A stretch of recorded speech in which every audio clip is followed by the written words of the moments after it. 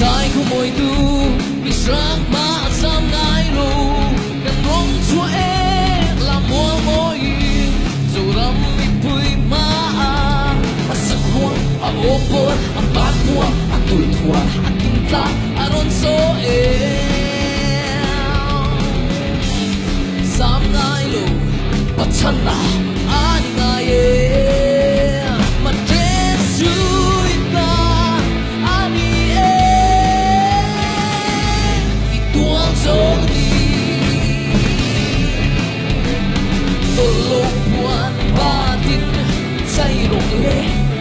nôn chuộc la rồi càng lô bộ bên la tụ thình